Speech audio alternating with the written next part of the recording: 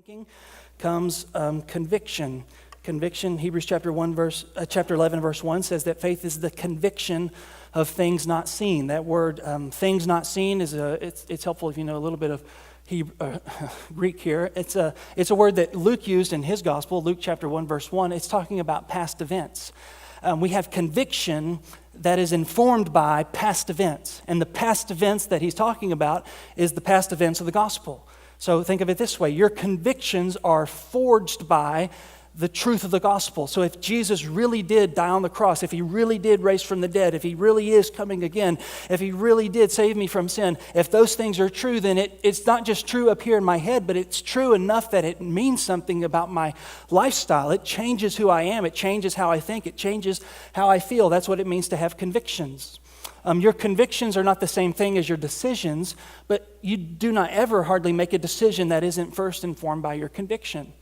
And faith is conviction. That's what faith is. It's understanding, okay, that's true. But it's not just true in my head. It's not just a theory. It's shaping my heart. It's shaping my emotions. It's shaping my guts. It's shaping my attitude, my tone of voice. It's shaping everything about me. So if the gospel's true, then that requires I do things differently here.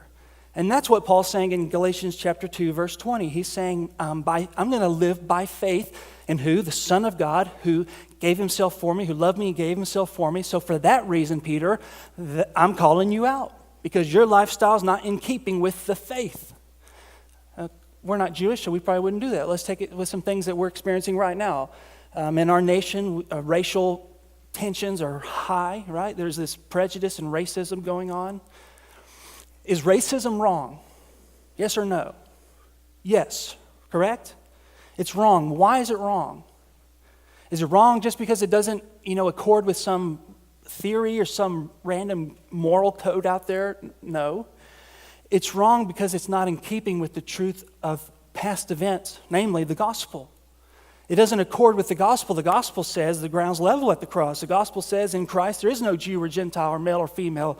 The gospel says that every individual is created in the image of God, that God loved the whole world, not just white people, not just black people, not just brown people. He loved the whole world, that he sent his son, that the death of Jesus Christ was for everyone. And so prejudices of Jew and Gentile or black and white or these kinds of things that begin to tear us apart, those walls that used to separate us are torn down by the gospel. And because of that conviction in my heart that is informed by the truth of the gospel, that's why I do what I do. That's why I believe what I believe. That's why my behavior is what my behavior is. That's faith. Okay, faith's not just blind wishful thinking. Faith is conviction. It's not just I hope it's true. It's I know it's true.